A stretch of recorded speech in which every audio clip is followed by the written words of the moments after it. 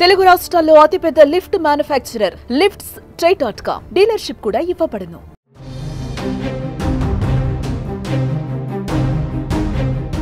Meerpet police station పరిధిలో మాజీ సైనిక ఉద్యోగి గురుమూర్తి తన భార్యను హత్య చేసిన కేసులో కీలక విషయాలు వెలుగులోకి వస్తున్నాయి.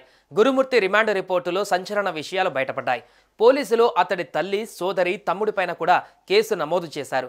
ఈ కేసులో ఇప్పటికే గురుమూర్తి A1గా ఉండగా తాజాగా పోలీసులు A2గా సోదరి ఎస్కల సుజాత, A3గా తల్లి సుబ్బలక్ష్మమ్మ, A4గా సోదరుడు పుట్టా కిరణ్ను చేర్చారు. హత్య కేసులో వీరి ముగ్గురికి ఎలాంటి ప్రమేయం లేదని, అయితే కొంతకాలంగా మృతురాలు వెంకట మాధవిని అదనపు కట్నం విషయంలో భర్తతో పాటు వీరు ముగ్గురు మానసికంగా వేధింపులకు గురి చేశారని మృతురాలి కుటుంబ సభ్యులు ఇచ్చిన ఫిర్యాదు మేరకు వేధింపుల కింద కేసులు నమోదు చేశామని ఎస్ఐ నాగరాజు తెలిపారు.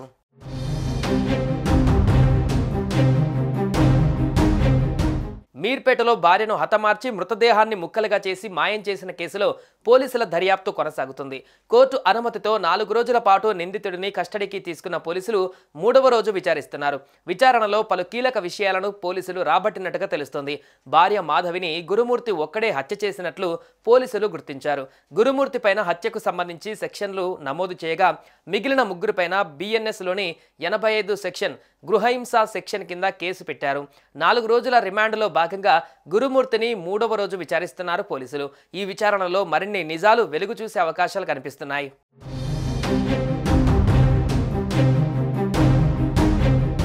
ప్రకాశం జిల్లా జేపీ చెరువులకు చెందిన పుట్ట గురుమూర్తి భార్య 2 పిల్లలతో రంగారెడ్డి జిల్లా బాలాపూర్ మండలం జిల్లెలగూడలో ఉంటున్నాడు. కుటుంబ కలహాల నేపథ్యంలో భార్య పెద్ద మనుషుల సమక్షంలో పంచాయతీ పెట్టించినందున సొంతూరికి వెళ్లలేని పరిస్థితులు ఏర్పడ్డాయని జనవరి 16న ఆమెను చంపేశాడు. మృతదేహాన్ని ముక్కలు చేసి నీళ్లలో ఉడికించేటప్పుడు పక్కింట్లో పైన అద్దెకు ఉంటున్న ఇద్దరికి అనుమానం వచ్చి ప్రశ్నించగా మాంసం కూర వండుతున్నట్లు చెప్పాడు. జిల్లెలగూడ చెరువులో పోలీసులు వారం పాటు గజ ఈతగాళ్లతో వెతికించగా మాంసం ముక్కలను తీసుకువెళ్లిన బకెట్ లభించినట్లు రిమాండ్ రిపోర్టులో పేర్కొన్నారు. మరోవైపు పంచాయతీ పెట్టించి కుటుంబాన్ని రోడ్డుపైకి లాగిందంటూ వెంకట మాధవిని గురుమూర్తి కుటుంబ సభ్యులు వేధించారని, మృతురాలి కుటుంబ సభ్యులు ఇచ్చిన వాంగ్మూలం ఆధారంగా వారి పేర్లను అదనంగా FIRలో చేర్చారు.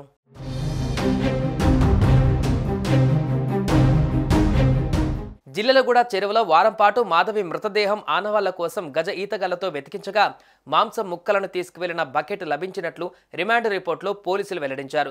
పెద్ద మనుషుల సమక్షంలో పంచాయతీ పెట్టించి కుటుంబాన్ని రోడ్డుపైకి లాగిందంటూ మాధవిని గురుమూర్తి కుటుంబ సభ్యులు వేధించారని, మృతురాలి కుటుంబ సభ్యులు ఇచ్చిన వాంగ్మూలం ఆధారంగా వారి పేర్లను FIRలో చేర్చినట్లు పోలీసులు స్పష్టం చేశారు.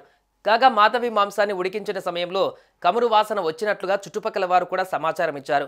మాధవిని హత్య చేయడానికి ఉపయోగించిన కత్తి, రంపం, స్టవ్, పినాయిల్ సీసాలతో పాటు పెయింట్ బకెట్ను పోలీసులు స్వాధీనం చేసుకుని పలు సెక్షన్ల కింద పోలీసులు కేసు నమోదు చేశారు.